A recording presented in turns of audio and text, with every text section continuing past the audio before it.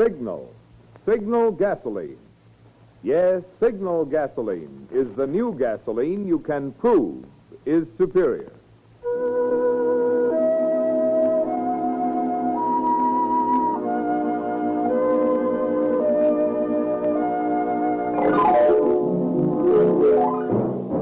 The Signal Oil Company and your neighborhood Signal dealer bring you another curious story by The Whistler. Tonight, one-man jury.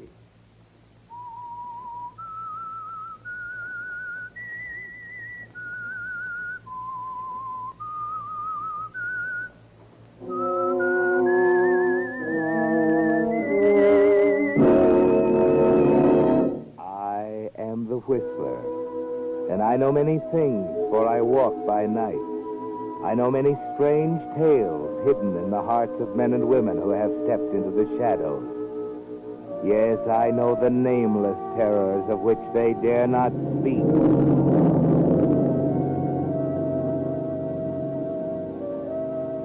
To the people of South Fort, Dan Parcher was more than just a newspaper editor. He was a kind of community conscience. Businessmen would read his column carefully before deciding whether the new bond issue was right or wrong. Housewives looked to his editorials first, then made up their minds about divorce and juvenile delinquency.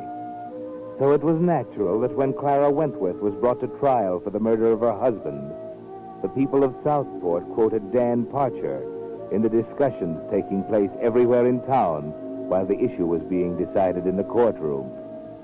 Dan had placed himself and the paper solidly behind Mrs. Wentworth, a fact which didn't set too well with Mr. Newell, the publisher of his paper. Now, listen, Dan, you've had a free rein in the past. You've been allowed to say pretty much what you think. What are you leading up to? Well, it's all right for this paper to be partisan about politics and civic improvement. But it's not all right to print biased editorials on a murder case before the jury delivers the verdict. Wait a minute, Newell. I think we'd better get this straightened out right now. The people of Southport look to me for honest opinions. My responsibility to them is to tell them what I think. And I happen to know she's innocent. Don't ask me why, I just know it. And I'm going to do everything in my power to get that jury to turn in the right verdict. One-man jury, eh? Call it anything you like. You can take it or leave it. Take it on those terms or get yourself a new editor. That's a funny attitude for a guy who needs money as badly as you do. There isn't a job big enough to keep me from saying what I believe in, Newell. I see. Well? All right, Parcher. Have it your way.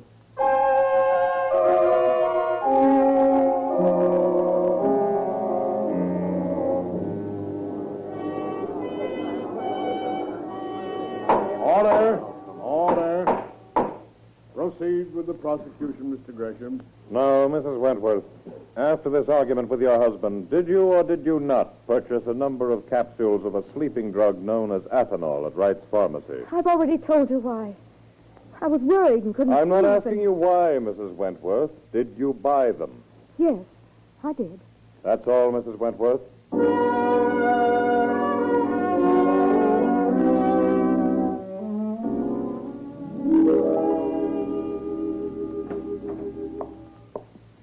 Yes, Mr. Parcher? Be ready in a minute. Let's see. The implication by Mr. Gresham that Mrs. Wentworth's desire for control over her husband's assets amounting to roughly $250,000 constituted a valid motive for his murder is a false one. Mrs. Wentworth already had control over more than half the estate. Her husband had seen to it that she never lacked funds, and the prosecution has yet to establish even with the shadow. Yeah, good. All right, son. Have him print this double column, middle page 1. This ought to bury it for keeps. What's that, sir? Bury it. That's an idea. Tell him to put this head on it. Epitaph for the state's case.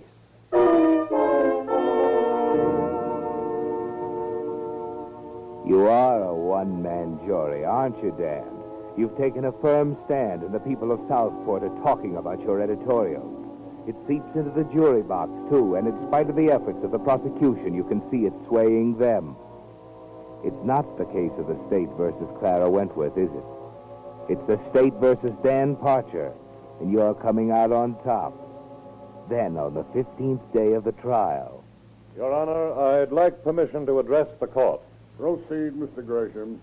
Ladies and gentlemen, my duties as district attorney, as I conceive them, are not to secure prosecutions regardless of the trend of the evidence. My first duty to the people is to see justice done. Now, it happens occasionally that this is not consistent with my position as prosecutor. Last night, facts became available to my office which indicate clearly that the entire edifice of the state's case against Cara Wentworth was built on a false premise. Your Honor, it is the prosecution's wish at this point to dismiss charges against the defendant. Order. Order in the court. Order. What is the wish of the defense? The defense, sir, refuses to accept dismissal of charges. Order. Your Honor, dismissal of charges by the prosecution does not constitute acquittal in the eyes of the community. It does not offer the defendant any assurance that new charges will not be brought against her at a later date. For those reasons, the defense requests a jury verdict. You have heard the request of the defense, Mr. Gresham. Yes, Your Honor. The prosecution rests. Defense? The defense rests. Members of the jury, under the circumstances, any remarks I might have regarding your deliberations are superfluous. There will be a 5-minute recess while you reach a verdict.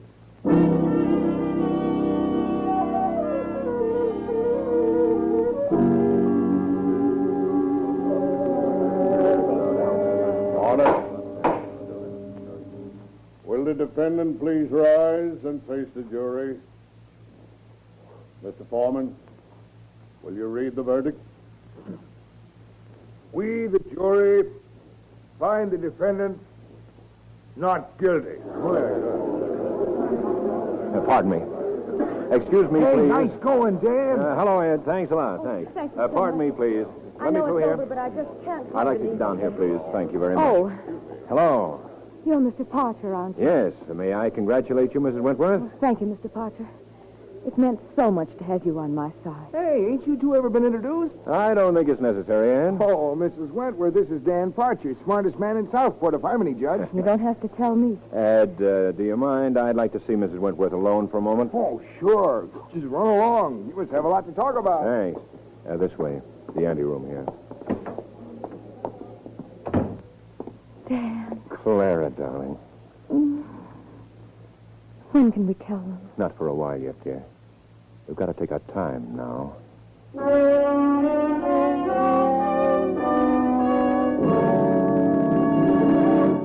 It's no news to you if you drive a car that Signal gasoline is famous as the Go Farther gasoline. But recently you've noticed in the ads that you now go farther than ever with new Signal gasoline. And I want to tell you why. You see, the amazing power in Signal's new super fuel that gives you quicker starting, faster pickup, and higher anti-knock also means that you'll find less need for shifting. And shifting, driving in low or second gear, is the demon that wastes gasoline. That's why we say, while you're enjoying those effortless high-gear miles with new Signal, check your speedometer.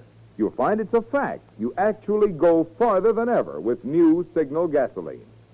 Another good reason for making your next gas stop a stop at one of the friendly stations displaying Signal's familiar yellow and black circle sign. Let just one tankful of this great new super fuel show you in your own car why new Signal actually is the new post-war gasoline you can prove is superior. And now, back to the Whistler.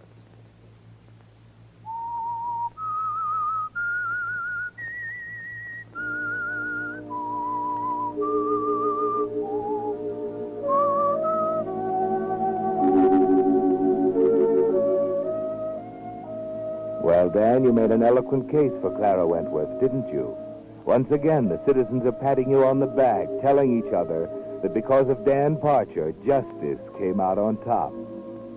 But there was more to it than that, wasn't there, Dan? Quite a bit more. As the months go by, you and Clara see each other more frequently. Then, a short out-of-town trip, and you and Clara were man and wife. It was on one of those first few days at home that District Attorney Gresham dropped in for dinner. Clara, you know, I think that as DAs go, Gresham isn't so bad. Oh, don't carry this too far, Dan. I'm serious. How about it, Clara? I think you're right. Drink on it? Sure, I'll drink on it. Skull. Gold. Ah, thanks. It's at times like this that I realize what an ugly job I have. It's all water under the bridge now. Right, Clara? Of course. I have a wonderful husband, Mrs. Parcher. Oh, yes. I don't believe I could have stood it without him. Oh, come now, Clara. No, it's true, Dan. You know, Mr. Gresham, it wasn't what he said or wrote or what the people who read his articles thought that kept me going. It was the feeling that there was a newspaper man named Dan Parcher who had faith in me, who believed me when I said I was innocent, who was willing to stake his reputation on it. You know, Mr. Gresham, if it hadn't been for that, I believe I would have killed myself.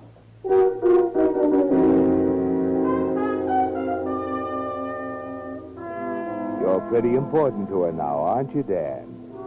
She's right. You did risk your career when you defended her, and you risked even more when you married her. But there was something more important at stake, wasn't there? She loves you. You realize it more and more during those first few days in town. And then on the following week, you managed to get away for a few days at your summer cabin at the lake. Clara is thrilled. Oh, Dan, look at the lake with the moon on it. Yeah. Nice, eh? I don't want there ever to be anything but just this, Dan. Just you and I and summer evenings here at the lake. You're happy, aren't you, Clara? I never thought anything could be as beautiful as this, Dan. Do you ever think of Walter? Walter? Why do you ask? I just wondered. It's hard to believe he ever existed, Dan. I'm glad you mentioned it, though. We haven't decided about the money. Well, what do you want to do with it? Well, it's a part of Walter, the only part left. I know. As long as I have it, I'll feel he's part of our marriage somehow. I want to give it away, Dan. There's so many good things I could do with it. Well, that's going to take a little thought. Well, of course. I want to settle it soon, though. By the way, did I ever tell you how much I love you? You scare me sometimes. Scare you? You didn't really mean what you told the DA, did you? About you? Yeah. I'll say it again, dear. If ever I thought you didn't believe in me, if you doubted me or lost your faith, there wouldn't be anything else to live for. If I doubted you? What's the matter? Nothing. Come on. Let's go to bed.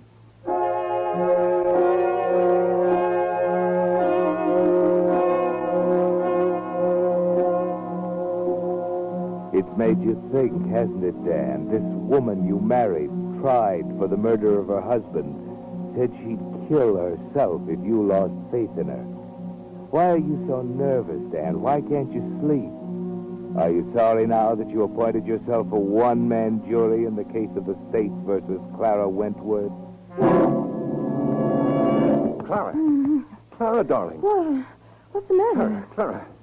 What in the world were you dreaming about? Well, I don't know. Dan, tell me what's the matter.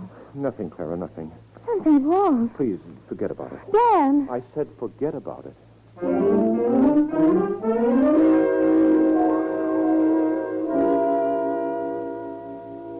Dan, if you'll build a fire in the dining room, I think we can have some lunch. I'm not hungry. You didn't eat breakfast, dear. I said I'm not hungry, Clara. Dan, tell me, what is the matter? I don't know. Did I say something awful in my sleep? Yes. What? Please, Clara, can't we just forget it for the moment? I'd rather not say anything. It was probably just a... Oh, I don't know. Let's forget it. But, Dan, it can't be anything serious. Can't you see? Please, Clara. Very well, Dan. Come on and fix the fire.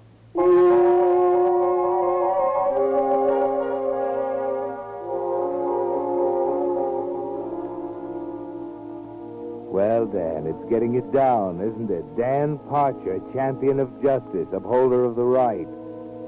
That's a laugh, isn't it? You've given up trying to shut it out of your mind. It's there now, all the time. The next night is the same. More thinking, more worrying. Then soon after Clara drops off to sleep. Clara. Clara, wake up. Dan. Oh, Dan, tell me, what did I say? I can't believe it. Tell me. It was the same as last night. Something about goodbye, Walter, and then a lot of things I couldn't make out, and then a single word. Tylenol. Tylenol? How could I? Clara, Tylenol killed your husband. That's what he died from. Dan, I can't understand. You've got to believe me. I don't know what to think. Why are you getting up? I can't sleep anymore. I'm going to walk around a while. Let me go with you. No, stay here, please. I'd rather be alone.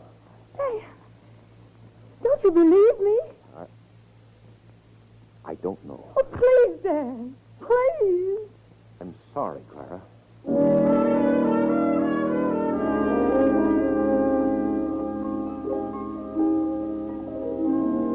Why did we have to go, Dan?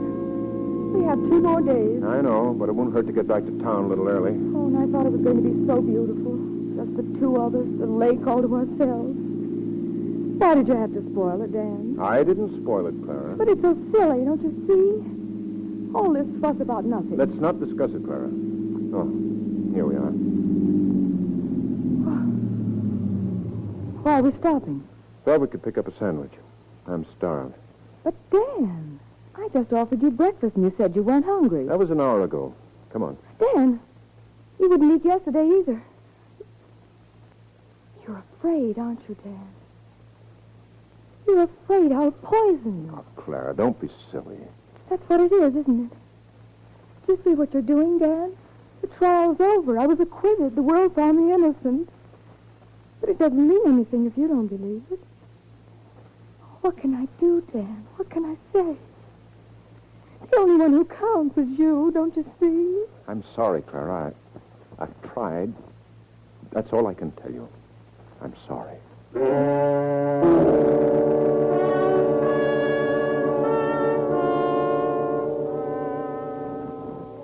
You've brought it out in the open now, haven't you, Dan? There's nothing you can do now but watch her. Watch her carefully every moment you're with her.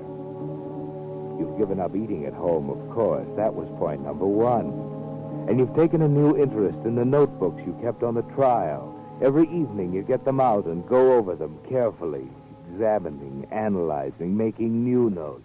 Dan, I wish you wouldn't do that anymore. Oh, all right. I'll take them up to my room. How can you sit there, Dan? How can you sit there and drag everything out on a marble slab all over again? Don't my feelings mean anything to you? I'm sorry, Clara. Is that all you can say? I'm sorry. I'm sorry. That's all I've heard for weeks. It's all over between us, isn't it? You're convinced that I killed Walter Wentworth. Clara, above everything else, I guess I'm still just a newspaper man trying to get at the truth. I won't rest until I'm sure. Since you asked me, I'll tell you. I haven't satisfied myself that you actually killed your husband, but I am satisfied that you had more to do with it than I ever suspected. And I'm convinced that I made a terrible mistake in defending you the way I did. I see. It is gone, then, isn't it? I'm afraid it is.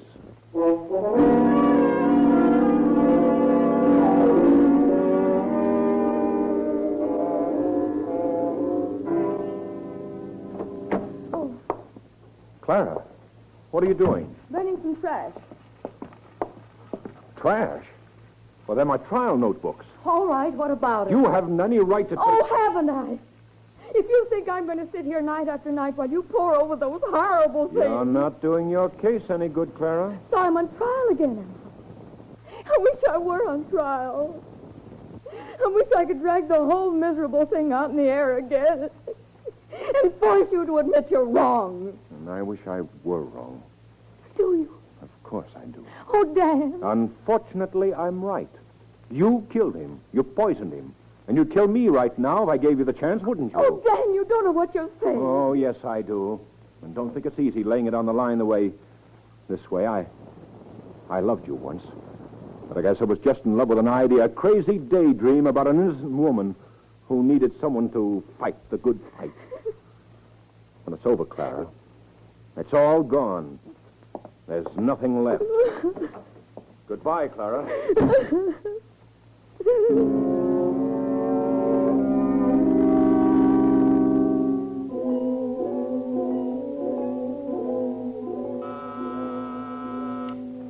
Yes? There's a Mr. Dan Parcher to see you, Mr. Gresham. Oh, send him in. Wonder what Dan wants. Hello, Dan. Oh, D.A.? What's the matter? You got something on your mind? It's Clara. Oh? Yes. I made an awful mistake, Gresham. I just had it out with her. Had it out? I don't get it. She was guilty, Gresham. What? I'm as sure of it as if I'd seen her do it. Oh, that's a pretty serious statement, Dan. How are you so sure? It was something she said in her sleep. Yeah? I couldn't understand all of it. It happened 2 nights in a row.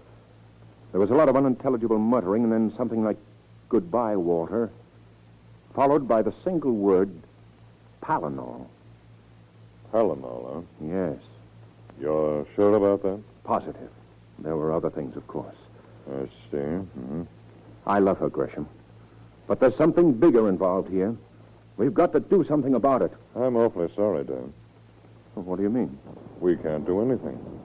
She's been acquitted, and she can never be brought to trial again for the same offense. You mean I'm supposed to go on living with a poisoner? There isn't a thing you can do. Did you discuss this with her, Dan? Yes.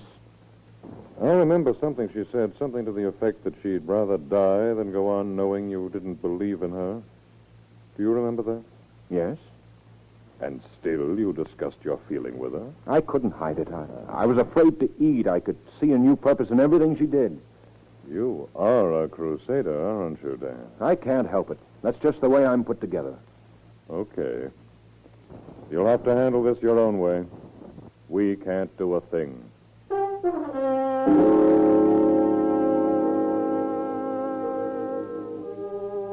It's a problem, isn't it, Dan? You walk all the way home from the DA's office thinking about it, taking plenty of time.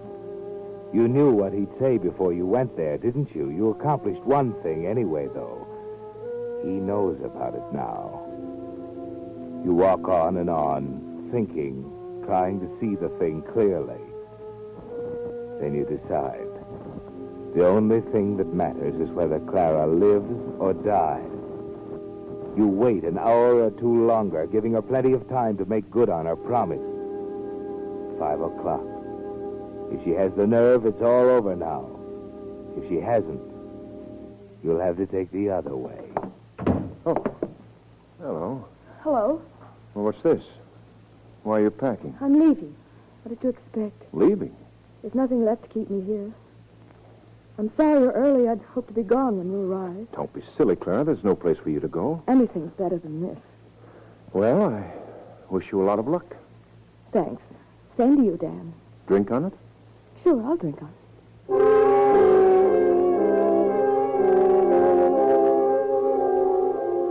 Here you are. Thanks. Skål. Skål.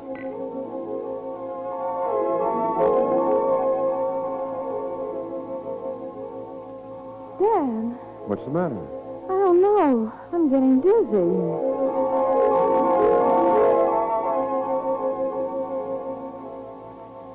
I'm so sleepy, Dan. Sure you're sleepy. Just lie down on the bed.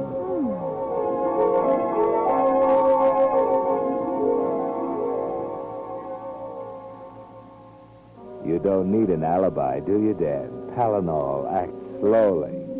They'll never be able to state definitely when it was taken. And there are no slips. You unpack her bags, put things away. Yes, Dan, the books are balanced now, and you feel easier. You'll be back at the Evening Bulletin tomorrow, battling for justice again. This time with nothing hanging over your head. Dan. Dan. Yes? Dan, Oh. Goodbye, Clara.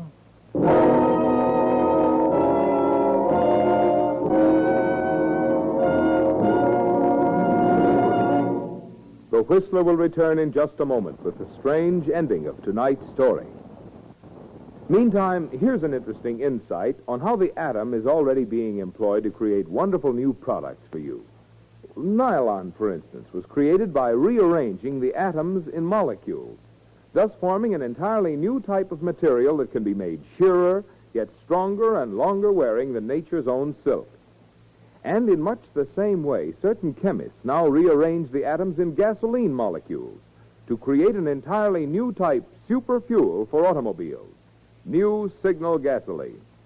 That, you see, is why New Signal is not just pre-war quality gasoline, not just old-style gasoline improved, but a new type super fuel with improved performance so immediately apparent you feel it, see it, hear it. I could tell you about quicker starting, faster pickup, higher anti-knock, but there's no story half as convincing as the one your own motor will tell you when you try your first tankful of New Signal gasoline. As you step on the accelerator and feel your car get young again, see if you don't agree with the thousands of Western motorists who are saying there's new pleasure in driving with New Signal gasoline. And now, back to the Whistler.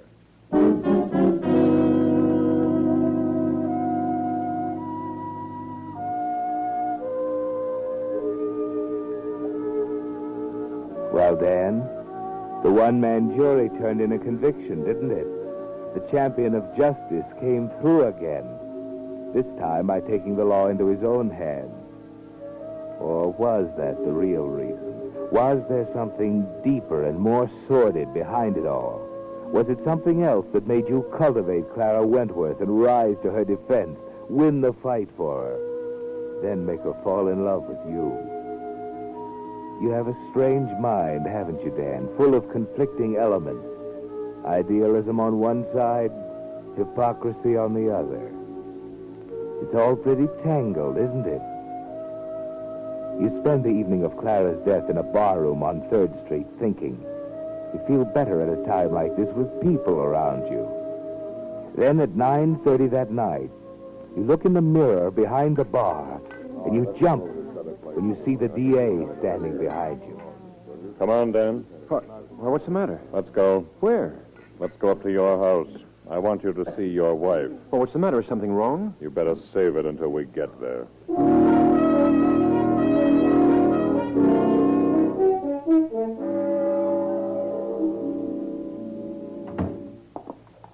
Welcome home, Dan. Clara. Surprise?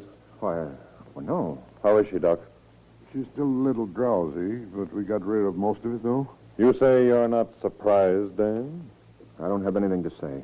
Well, I do, brother. I've got plenty to say. But before I go into that, there's something personal. This may cost me my job, Mr. Parcher, but it'll be worth it. You low-down, hypocritical rat. I've got a decent respect for an ordinary crook, but you haven't got the pride of a carnival pickpocket. Get up. I said get up. Yeah. I thought there were limits to what a man would do for money. I guess there aren't. We have the complete picture, Mr. Parcher, from the time you met Cara Wentworth until you tried to kill her because she was going to give the money away. We knew she didn't kill her husband. That's why we conceded the trial, and not because of your false front editorials. You see, we made a mistake. We thought he was poisoned by ethanol. 2 weeks into the trial, and the surgeon tells us he was wrong. It was Paranol with the same kind of symptoms. Where does that get you? This far. It's hard to buy that drug. Cara Wentworth couldn't have bought it. Wait a minute. Shut up. When the surgeon told me it was Paranol, he knew about it, I knew about it, and the murderer knew about it. That's all. How did you know about it, Mr. Parcher? Why, When you came to my office, you should have known that sleep-talking yarn wouldn't hold water. Your wife couldn't have said it because she'd never heard of it in her life. Listen, you can't... I'm not finished. There was one piece of evidence we didn't reveal at the trial. The poison bottle we found in the fish pond. It was bought and signed for in Philadelphia by a Mr. Jeffries. This afternoon, I find that you and Mr. Jeffries have the same handwriting. All right, what's the answer to that one? There isn't any. Congratulations. That's the first honest statement you ever made. It wasn't worth it, Parcher. Not even for Wentworth's $250,000. Come on. You're going to write an editorial. One that starts out, I, Danforth Parcher, of my own free will and volition, you know. Look great in the middle of page 1. We'll title it Epitaph for a Heel.